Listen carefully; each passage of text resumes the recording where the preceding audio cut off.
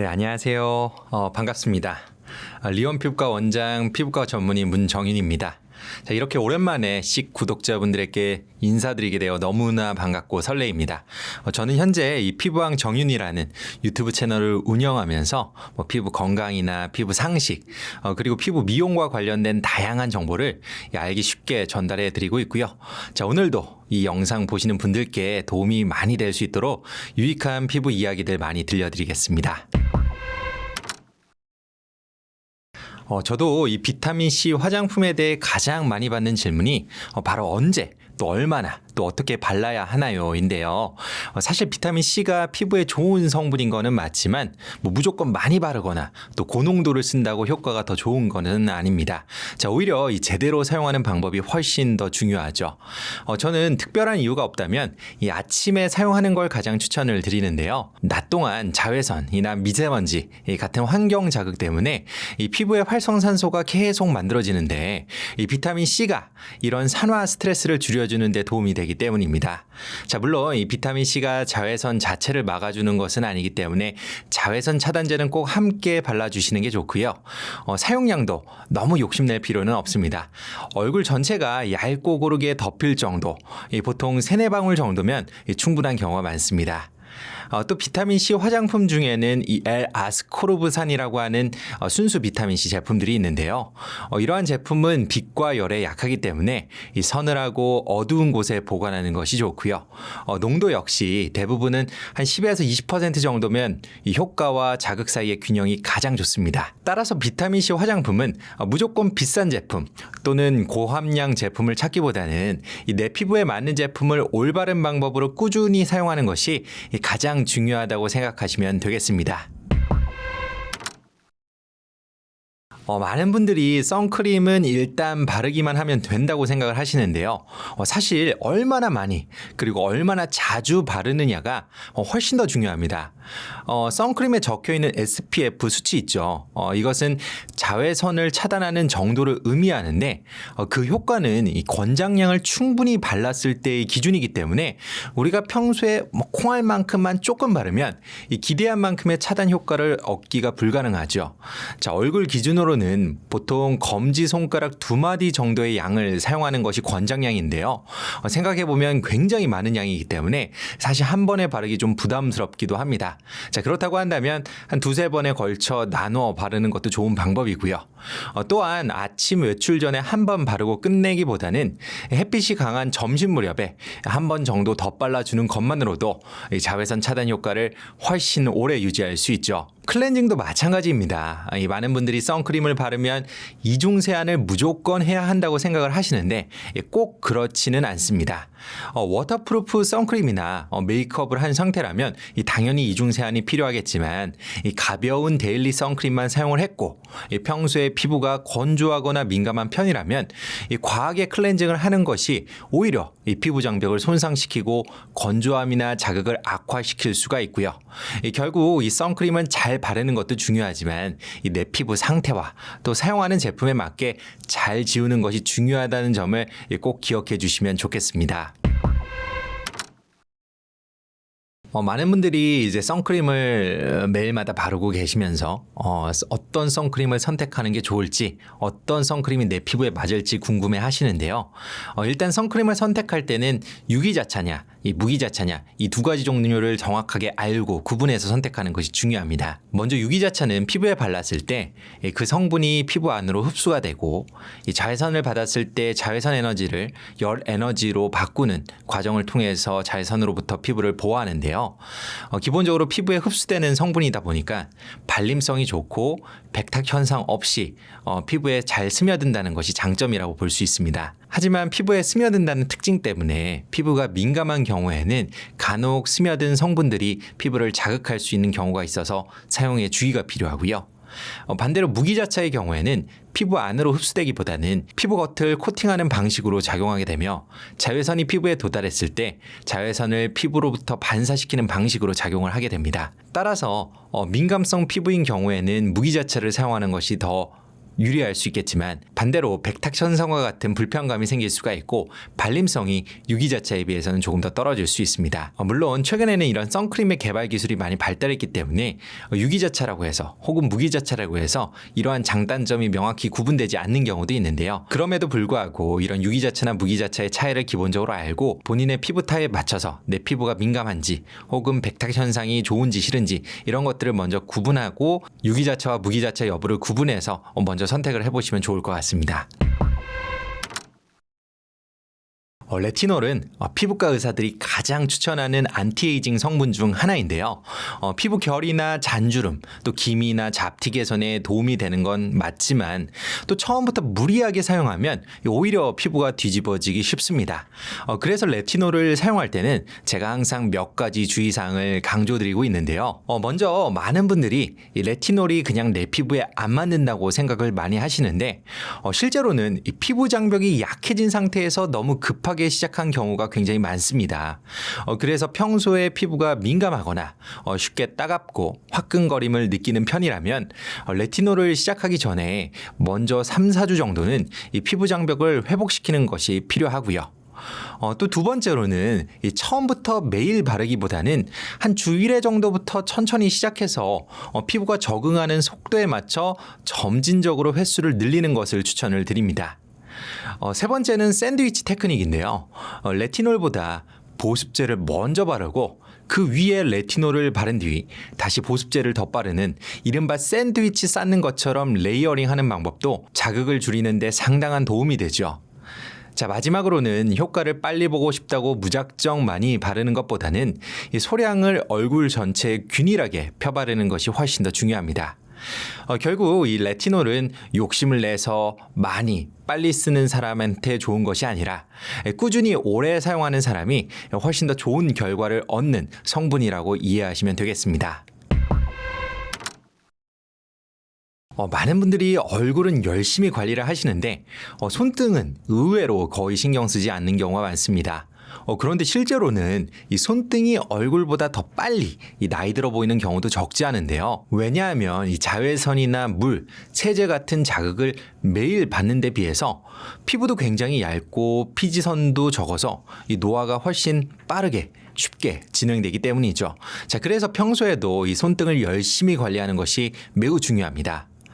제가 손등 관리에서 가장 중요하게 생각하는 것은 이 매일 자외선 차단제를 바르는 습관입니다. 얼굴에 선크림을 바르고 이 남은 양을 손등까지 함께 발라주도록 하고요.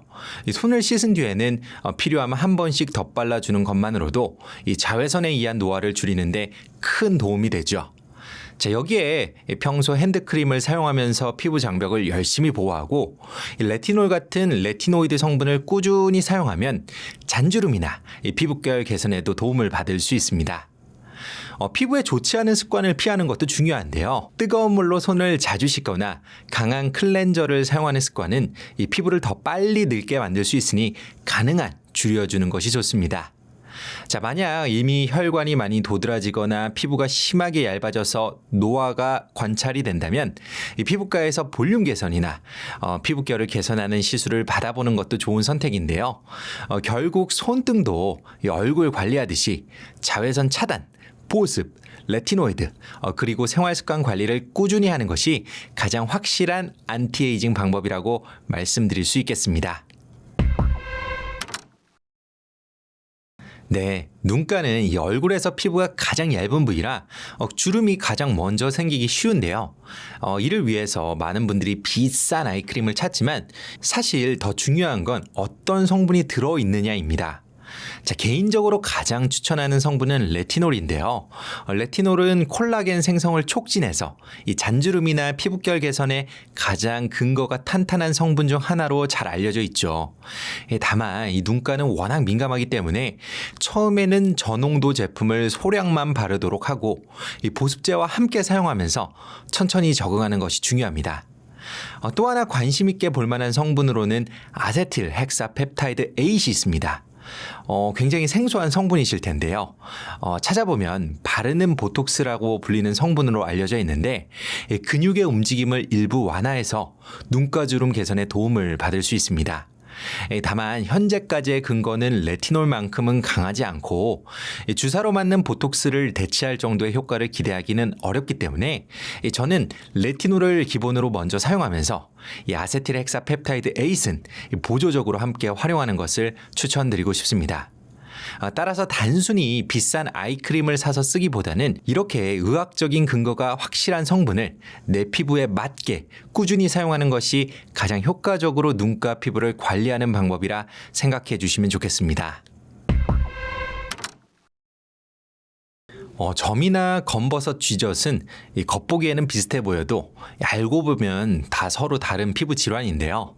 보통 점은 안쪽까지 뿌리가 깊은 경우가 많고 검버섯은 표면이 거칠거칠하게 두껍게 튀어나오고요. 쥐젖은 피부에 대롱대롱 매달려 있는 듯한 형태라서 이 치료 방법도 병변의 특성에 맞게 선택하는 것이 중요합니다. 가장 안전하게 치료하는 방법은 사실 피부과에서 이 병변의 종류와 깊이를 확인한 뒤에 레이저로 정교하고 적절하게 제거하는 것인데요. 다만 레이저 치료를 하더라도 치료 이후에 재발하거나 색소 침착이 생기는 경우가 있기 때문에 아무 데서나 아무렇게나 받는 것은 추천하지 않고요. 시술 후에 관리까지 꼼꼼하게 신경 써주는 것이 굉장히 중요합니다. 최근에 이 밀가루와 식초를 이용해서 집에서도 이 검버섯이나 쥐젖을 없앨 수 있다고 하는 민간요법이 유행하고 있는데요. 저도 찾아보니까 이 식초에 들어있는 아세트산이 피부를 화학적으로 부식시키는 원리를 이용하는 것이더라고요. 실제로 이 방법을 통해서 효과를 보신 분들도 있겠지만 이 대개는 원하는 부위만 선택적으로 제거하기는 어렵고 또 주변의 정상 피부까지 함께 손상되는 경우가 많습니다. 실제로 저 역시도 이러한 방법을 집에서 시도하시다가 화학적 화상이나 흉터, 색소 침착이 생겨서 병원에 오신 사례를 여러 번 접했기 때문에 가급적 이러한 민간요법은 권장드리기가 어렵고요. 괜히 비용을 아끼려다가 오히려 더 큰 치료가 필요한 경우가 적지 않습니다. 따라서 안전성과 이 효과를 모두 고려한다면 이렇게 검증되지 않은 민간요법보다는 이 피부과에서 정확한 진단 후에 그에 맞는 치료를 받는 것이 가장 좋은 방법이라 볼 수 있겠습니다. 사실 피부과에서 굉장히 많은 항노화 시술을 시행하고 있어서 어떤 시술을 받아야 될지 잘 알지 못하는 경우도 많은데요. 개인적으로는 어떤 시술이 무조건 좋다기보다는 이 노화의 원인에 맞춰 항노화 시술을 선택하는 것이 가장 중요하다고 생각을 합니다. 그러한 관점에서 제가 첫 번째로 추천드리고 싶은 시술은 보톡스인데요. 나이가 들수록 생기는 이마나 미간, 이 눈가 주름은 피부가 단순히 늙어서만이 아니라 표정 근육이 반복적으로 움직이면서 생기는 경우가 대부분입니다. 이럴 때 보톡스로 근육의 움직임을 적절히 줄여주면 주름도 좋아지지만 주름이 더 깊어지는 것도 예방할 수 있기 때문에 어릴 때부터 꾸준히 관리하면 훨씬 자연스럽게 어려 보이는 인상을 유지할 수 있습니다. 두 번째로는 리투오인데요. 이 사람 유래의 진피 성분을 활용한 스킨 부스터로 피부 탄력과 잔주름, 모공 개선에 주로 사용이 되고 있습니다. 직접 진피 성분을 피부에 넣어주는 방식이다 보니까 비교적 빠르게 피부가 탄탄해지고 좋아지는 느낌을 받을 수 있는데요. 그래서 최근 굉장히 유행하고 있는 스킨 부스터 시술입니다. 세 번째는 주베르 볼륨, 스컬트라, 가나부이 같은 콜라겐 부스터입니다. 나이가 들면 피부 탄력도 줄어들지만 얼굴 볼륨도 함께 줄면서 피곤하고 나이 들어 보이는 인상이 되는데요. 이럴 때 콜라겐 부스터는 시간이 지나면서 자가 콜라겐 생성을 유도하여 이 꺼진 부위를 부드럽고 자연스럽게 개선해 줍니다. 다만 어떤 시술이든지 간에 한 가지만으로 모든 노화를 해결할 수는 없고요. 주름인지 탄력 저하인지 볼륨 감소인지 원인을 먼저 정확히 진단하고 그에 맞는 시술을 적절히 조합했을 때 가장 만족도 높은 결과를 얻을 수 있습니다. 피부과 시술이 무조건 좋다고 생각하기 쉽지만 모든 피부과 시술이 많이 받는다고 자주 받는다고 무조건 좋은 것은 아닙니다. 어떤 시술들은 오히려 피부에 독이 되는 경우도 있어서 반드시 주의가 필요한데요. 그 중에 제가 좀 조심스럽게 생각하는 시술 첫 번째는 이 눈밑 콜라겐 부스터입니다. 나이가 들어서 생기는 눈물꼬랑 눈밑 꺼짐을 교정하기 위해서 이 눈밑에 콜라겐 부스터 시술을 받는 경우가 종종 있는데요. 자, 하지만 이 눈밑은 워낙 조직이 얇고 예민한 부위라서 여러 번 반복 시술을 하다 보면 결절이나 조직 유착과 같은 부작용이 생기기 쉽습니다. 두 번째는 박피성 프락셀인데요. 심한 여드름 흉터를 치료할 때는 꼭 필요한 시술이지만 그만큼 피부 자극도 굉장히 심하기 때문에 너무 자주 반복하는 것은 추천하고 싶지 않습니다. 특히 피부가 회복되기 전에 시술이 무리하게 반복이 되면 홍조나 색소 침착 같은 부작용 위험이 매우 커질 수가 있죠. 세 번째는 하이프라고 불리는 초음파 리프팅인데요. 주로 이중턱이나 심술보와 같이 처진 부위를 개선할 때 매우 효과적인 시술이지만 불필요하게 반복하거나 지방이 부족한 부위까지 잘못 시술이 들어가면 오히려 볼페임이 생기거나 얼굴 볼륨이 지나치게 감소하면서 오히려 더 나이 들어 보이는 경우도 있습니다. 따라서 정리하자면 특정 시술 자체를 무조건 받아서는 안 된다고 말씀을 드리는 것은 아니고요. 다만 어떤 시술들은 상황에 따라 굉장히 위험할 수도 있기 때문에 내 피부 상태와 이 노화 정도에 맞게 시술 부위, 강도, 간격을 잘 조절하면서 시술을 받아야만 안전하면서도 좋은 결과를 기대할 수 있습니다. 피부과 시술도 당연히 도움이 되겠지만 저는 사실 피부는 매일 반복하는 생활 습관이 훨씬 더 중요하다고 생각을 하는데요. 그런 관점에서 여러분이 집에서도 꼭 실천했으면 하는 5가지 습관을 말씀드려보도록 할게요. 자, 첫 번째는 이 피부에 닿는 도구를 깨끗하게 관리하는 것입니다. 예를 들어 면도기나 수건, 메이크업 브러쉬나 퍼프 같은 도구들은 우리가 매일 사용을 하지만 또 세균이 쉽게 번식할 수 있기 때문에 주기적으로 세척하거나 교체하는 것이 좋습니다. 자, 두 번째는 과한 세안을 피하는 것인데요. 피부를 박박 문지르거나 너무 오래 씻으면 피부 장벽이 손상돼 오히려 건조함과 트러블이 심해지는 경우가 많죠. 세 번째는 뜨거운 물 대신 미온수로 짧게 사용하는 것인데요. 뜨거운 물은 피부 보호막을 무너뜨려 피부가 수분을 잃도록 만들고 오래 샤워할수록 그러한 과정이 더 촉진됩니다. 네 번째는 세안 후 30초 이내에 보습제를 충분히 바르는 것인데요. 이 습관 하나만으로도 피부 장벽을 지키고 피부 건조를 줄이는 데 큰 도움이 됩니다. 자, 마지막은 얼굴을 자주 만지지 않는 것입니다. 자, 손에 서식하는 세균과 반복적인 마찰은 여드름과 모낭염, 피부 자극의 원인이 될 수 있기 때문이죠. 피부에 비싼 시술을 받거나 비싼 화장품을 쓰는 것보다는 이렇게 피부 장벽을 지켜주는 올바른 생활 습관을 실천하는 것이 훨씬 더 오래 그리고 확실하게 피부 건강을 만들어준다는 사실을 꼭 기억해 주세요. 피부 보습을 위해서 많은 분들이 어떤 보습제를 사야 할지 고민을 많이 하시는데요. 사실 보습제는 무엇을 바르느냐보다 언제 어떻게 바르느냐가 훨씬 더 중요합니다. 자, 가장 중요한 원칙은 세안이나 샤워 후에 30초 이내로 피부가 아직 촉촉할 때 바로 바르는 것인데요. 이 시간이 길어질수록 피부의 수분이 증발하면서 피부가 굉장히 건조해지죠. 따라서 피부 속 수분이 잘 유지되도록 보습제를 빨리 바르는 것이 보습 효과를 가장 확실하게 얻는 방법입니다. 사용량도 생각보다 넉넉하게 바르셔야 하는데요. 얼굴을 기준으로 하면 손가락 1마디 반, 이 목까지 바른다면 2마디에서 2마디 반 정도는 바르는 것을 권장드리고요. 충분히 발랐다고 생각했는데도 건조하다면 이 보습제가 흡수된 뒤에 한 번 더 덧발라 레이어링 하는 것도 좋은 방법입니다. 또 아침, 저녁 하루 2번만 고집하기보다 피부가 건조하다고 느껴질 때마다 덧발라주는 것도 좋죠. 자, 그리고 보습제 바를 때 손바닥에 골고루 묻혀 이 세수하듯 문지르는 분들이 계신데요. 이렇게 바르면 이 물리적인 자극에 의해 피부가 민감해질 수 있기 때문에 이 손끝만으로 이 부드럽게 펴 바르거나 톡톡 두드리듯이 발라서 피부 자극을 줄이는 것도 중요합니다. 마지막으로 보습제를 보관할 때는 화장실에는 절대 두면 안 됩니다. 화장실은 온도와 습도 변화가 커서 제품이 쉽게 변질될 수 있기 때문인데요. 화장실보다는 화장실 근처에 서늘하고 건조한 곳에 보관하는 것이 좋습니다. 이러한 보습제 사용 습관 몇 가지만 제대로 지켜도 이 피부 장벽을 건강하게 유지하고 피부 노화를 늦추는 데 큰 도움이 될 수 있으니 꼭 따라해 보셨으면 좋겠습니다. 예. 요새 그 바세린을 사용하면서 얼굴 주름을 펼 수 있다고 해서 많은 분들이 얼굴에 바세린을 시도하곤 하시는데요. 실제로 얼굴의 주름은 피부가 건조할수록 악화되기 때문에 이렇게 피부 보습을 도와줄 수 있는 바세린을 바르는 게 주름 예방 및 개선에 도움이 되는 경우가 종종 있습니다. 바세린은 하지만 강한 밀폐제이기 때문에 잘못 바르게 되면 오히려 모공을 막으면서 얼굴에 트러블을 유발할 수 있는데요. 따라서 바세린을 바를 때는 얼굴 전체적으로 너무 과한 양을 바르기보다는 필요한 부위에만 아주 소량씩 콕콕 두드리며 바르는 것이 중요합니다.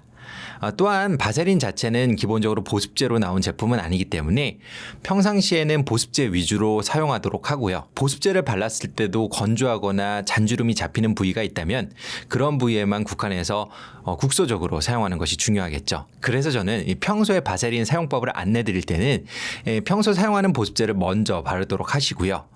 만약 보습제를 바르고도 건조하다고 생각되는 부위가 있으면 그런 부위에만 손끝에 살짝 바세린을 묻혀서 한 두세 번 정도 콕콕콕 두드리라고 말씀을 드리고 있습니다. 특히 트러블이 올라오거나 여드름이 올라오는 부위에는 보습제를 발랐다가 오히려 그러한 트러블이나 여드름이 심해지는 경우가 있기 때문에 웬만해서는 바르지 말고 피하는 것이 중요합니다. 기본적으로 여드름이랑 모낭염은 육안적으로 봤을 때는 비슷하기 때문에 많이들 헷갈려 하시는데요. 발생하는 기전이 다르다는 것이 가장 큰 차이점입니다. 일단 여드름은 피지에 의해서 생기는 질환입니다. 자, 먼저 피부의 피지량이 굉장히 증가를 하고요. 많이 피지가 증가하게 되면 그 피지가 피부 밖으로 빠져나오지 못하고 피부 속에서 절유하게 되죠. 자, 피부가 피부 속에 쌓이게 되면 피지를 좋아하는 세균인 여드름균이 증식을 하게 되고 그러한 여드름균을 죽이는 과정에서 염증 반응이 발생하면서 빨간 뾰루지 형태로 튀어나오게 되는 것입니다. 그래서 여드름을 감별할 때 가장 중요한 것은 피지량이 많은지 또 피지가 피부 속에 쌓여 있는지 여부입니다. 실제로 여드름 같은 경우에는 우리가 살짝 구멍을 내서 압출을 하게 되면 속에 쌓여 있는 피지가 배출되는 경우가 많거든요. 그래서 피지가 많아서 생기는 여드름의 경우에는 이제 피지를 줄일 수 있는 치료가 더 중요하게 되고요. 반대로 모낭염의 경우에는 어떠한 이유로 그 위생적인 이유일 수도 있고요. 어떤 물리적인 마찰일 수도 있고 어떠한 이유로 이 모공 안쪽으로 피부 겉에 상재하고 있는 상재균이 침투하면서 감염이 돼서 생기는 질환입니다. 그래서 모낭염의 경우에는 주로 피지가 많아서 생기는 경우라기보다는 어떤 비위생적인 환경이나 아니면은 물리적인 마찰이 생겨서 2차적으로 생기는 경우가 많다고 보시면 되겠고요. 따라서 주로 세균이 들어가면서 빨갛게 통증이 동반된 골문 형태로 증상이 나타나게 되죠. 물론 경우에 따라서는 여드름과 모낭염이 동시에 존재하는 경우도 있습니다. 모낭염은 이 세균이 들어가서 생기는 질환이다 보니까 치료 자체도 항생제를 이용해서 세균을 죽이는 방식으로 치료하는 경우가 많습니다. 또 상황에 따라서는 아예 여드름과 모낭염이 동시에 진행되는 경우도 있는데요.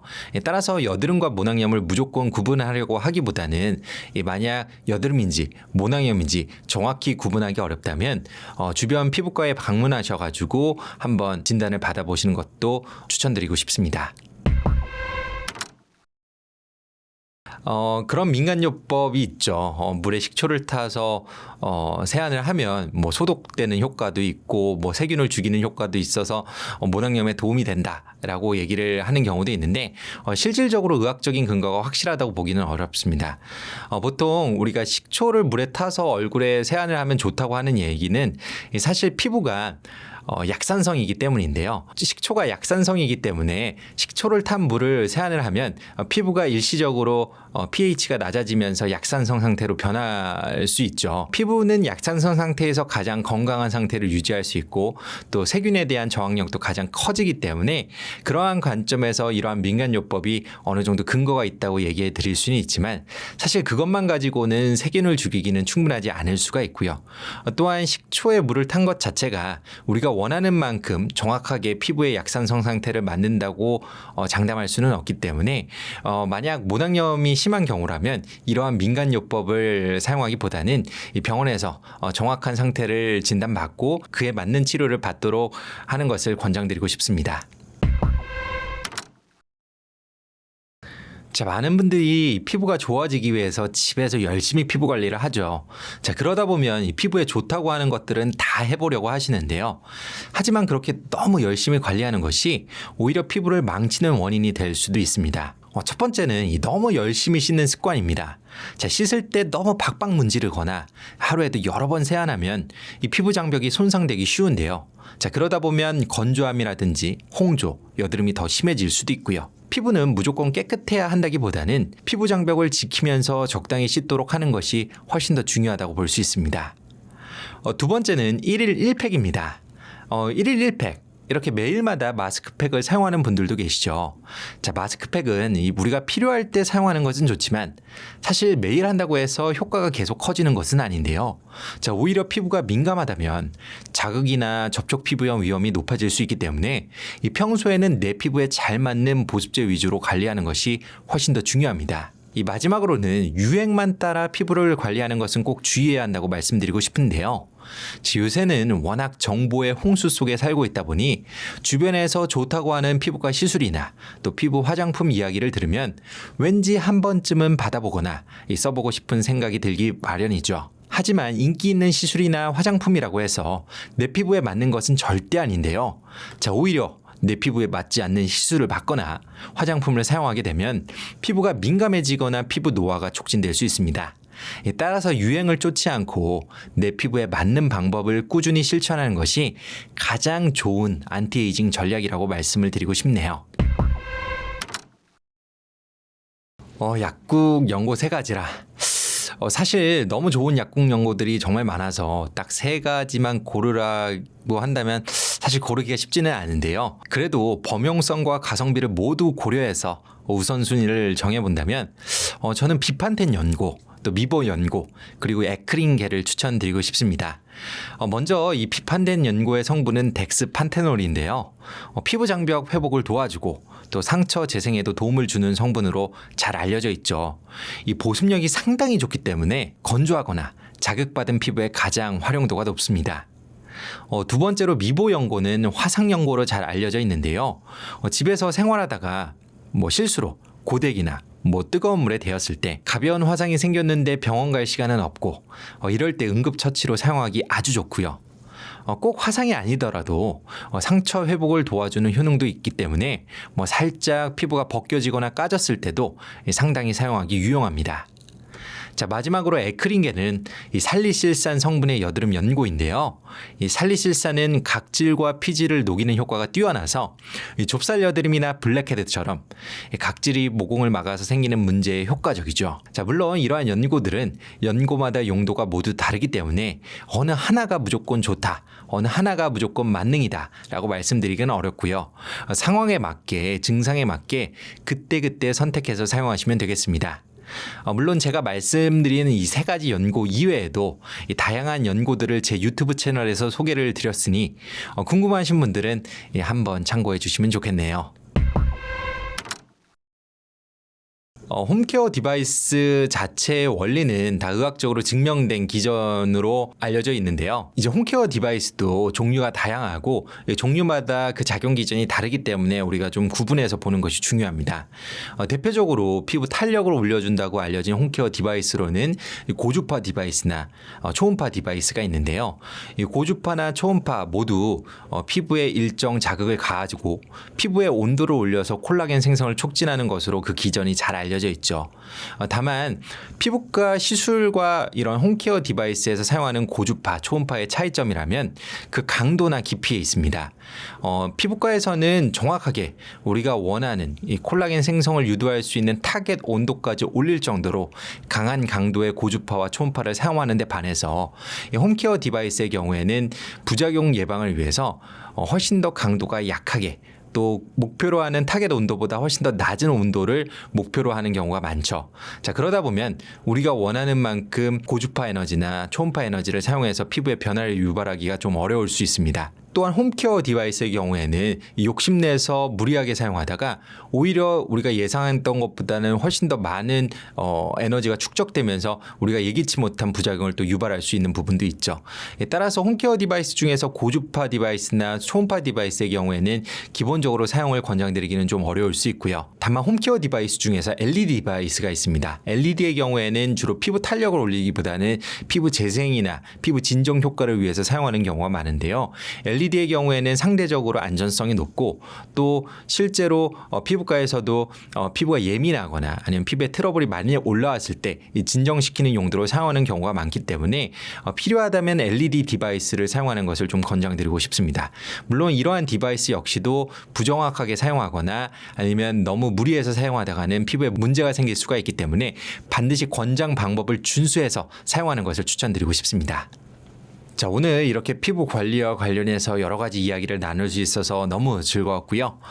건강하고 젊은 피부는 뭐 사실 특별한 비법이 있기보다는 좋은 습관과 꾸준한 관리에서 시작된다고 생각을 합니다.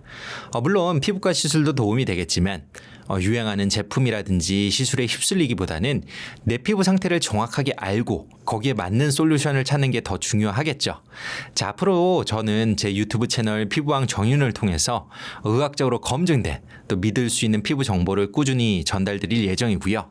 앞으로도 많은 관심 부탁드리도록 하겠습니다. 지금까지 피부과 전문의 문정윤이었습니다. 감사합니다.